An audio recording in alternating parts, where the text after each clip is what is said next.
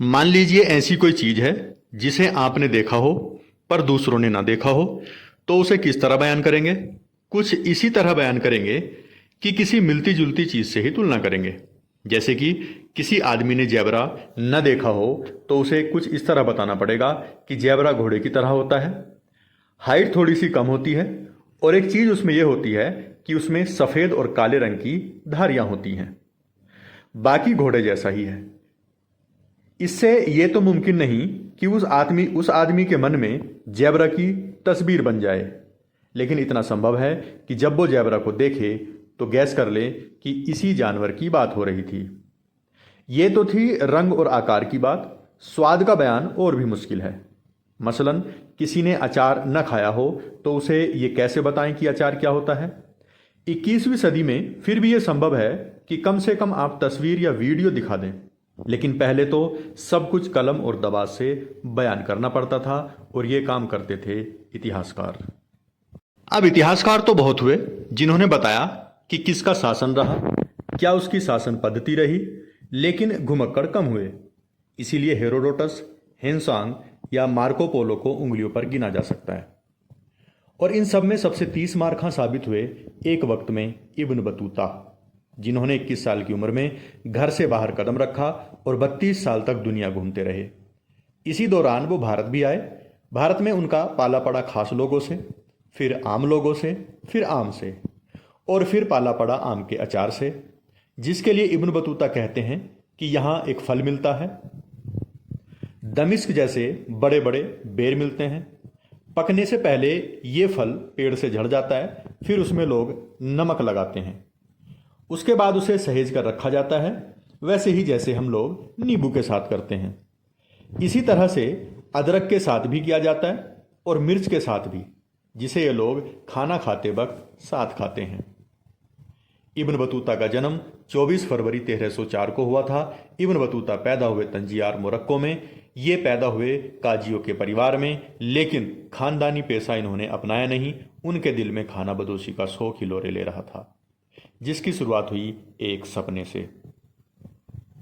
कहते हैं कि 21 साल की उम्र में इब्न बतूता को एक सपना दिखा, जिसमें उन्होंने देखा कि एक पक्षी उन्हें अपने पंख पर बिठाकर पूरब की ओर ले जा रहा है। इब्न बतूता ने ठाना कि वो हज के लिए जाएंगे। मोरक्को से मक्का की ओर गए। साल था 1325। मक्का तक की यात्रा के लिए तब 16 महीने लगते थे। इसलिए इब्न बतूता ने अपना सामान इकट्ठा किया और निकल पड़े सफर पर। जानिबे मंजिल बतूता अकेले ही चले थे। फिर रास्ते में उनको कारवा मिलते गए और बतूता उनसे जुड़े भी। फिर रास्ते में डकैतों का भी डर था, इसलिए बतूता ने कारवा के साथ चलने में खैर समझी। मक्का पहुंचने के बाद बतूता का दिल वहीं जम गया, और अगले 3 साल तक आसपास के इलाकों में कभी यहां तो कभी वहां विचरते रहे। फिर बतूता को लगा कि सैर कर दुनिया की गाफिल जिंदगानी फिर कहां, जिंदगानी कुछ रही तो नौजवानी फिर कहां। यही सोचकर बतूता ने मक्का के आगे की यात्रा शुरू की।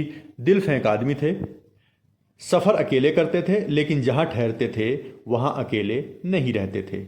इस यात्रा के दौरान इब्न बतूता ने जो पहली शादी की, उस औरत के पहले से 10 बच्चे थे, और आगे जहां जहां इब्न बतूता ठहरे वहां एक न एक शादी करते रहे। संबंध जोड़ते रहे। मक्का से आगे बढ़ते हुए बतूता कैस्पियन सागर पार करते हुए मध्य एशिया पहुंचे। वहां से साउथ ईस्ट एशिया के गेट पर एंट्री की। अफगानिस्तान में हिंदुकुश पर्वत को पार किया और इब्न बतूता ने भारत में कदम रखा।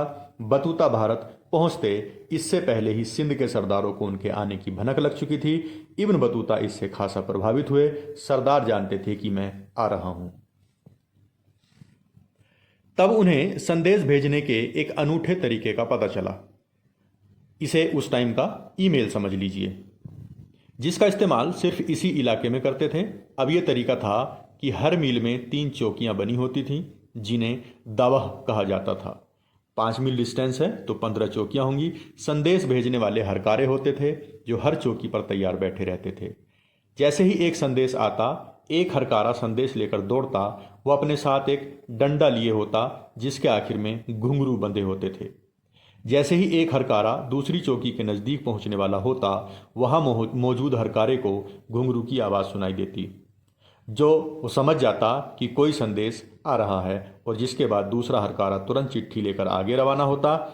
आगे यही क्रम जारी रहता और संदेश एक जगह से दूसरी जगह बड़ी तेजी से पहुंच जाता। इब्न बतूता ने लिखा है कि संदेश भेजने का तरीका घोड़ों से भी तेज था। यही सब लिखते हुए इब्न बतूता दिल्ली पहुंचे और वो साल था 1334। तब दिल्ली पर मोहम्मद बिन तुगलक का शासन था और दुनिया में तुगलक सबसे अमीर शासक हुआ करते थे। उन्होंने इब्न बतूता को 12,000 दीनार की तनख्वाह पर शाही काजी का पद सौंपा। मोहम्मद बिन तुगलक के बारे में इब्न बतूता लिखते हैं, सम्राट की जिंदगी में दो चीजें बिना नागा हर रोज होती हैं। वो हर रोज किसी न किसी भिखारी को अमीर बना देता है, बिना ये सोचे कि अमुक व्यक्ति पात्र भी है या नहीं। वहीं सम्राट हर रोज एक न एक आदमी को मृत्युदंड भी जरूर देता है। सम्राट की इच्छा ही यहाँ न्याय है। अगर कोई अपने निर्दोष होने की दलील देता है तो उसे और भी भयानक मौत मिलती है। इसलिए लोग अपराध कबूल कर लेते हैं ताकि सीधी मौत मिले। लेकिन इतना ज़रूर है कि सम्राट सबके लिए एक जैसा है। एक बार तो उसने अपने ही किए पर खुद को 21 छड़ी से मार खाने की सजा दे डाली थी। खाने पीने के बारे में बताते हुए इब्न बतूता कहते हैं कि शाही दरबार में समोसे सबसे चाव से खाए जाते थे। इसके अलावा आम लोगों की उड़द की दाल और आम के अचार में दिलचस्पी थी। इब्न बतूता के वर्णन में तब भारत की औरतों का हाल भी मिलता है। इब्न बतूता बताते हैं कि युद्ध में हारी महिलाओं को दरबार में गुलाम बनाकर रखा जाता था। कोई स्त्री पसंद आ गई तो उससे सम्राट भर के लोग शादी भी करते थे। बाकी स्त्रियों से मजदूरी और वेश्यावृत्ति करवाई जाती थी। इसके अलावा वो सती प्रथा के चलन की बात भी करते हैं।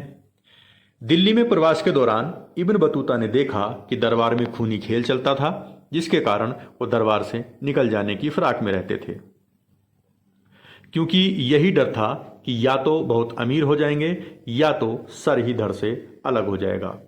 इस दौरान एक बार इब्न बतूता की जान पर भी बनी थी। हुआ यूं कि दिल्ली में इब्न बतूता की दोस्ती एक सूफी संत से हुई थी और ये सब बादशाह को कोई खास तवज्जो नहीं देते थे।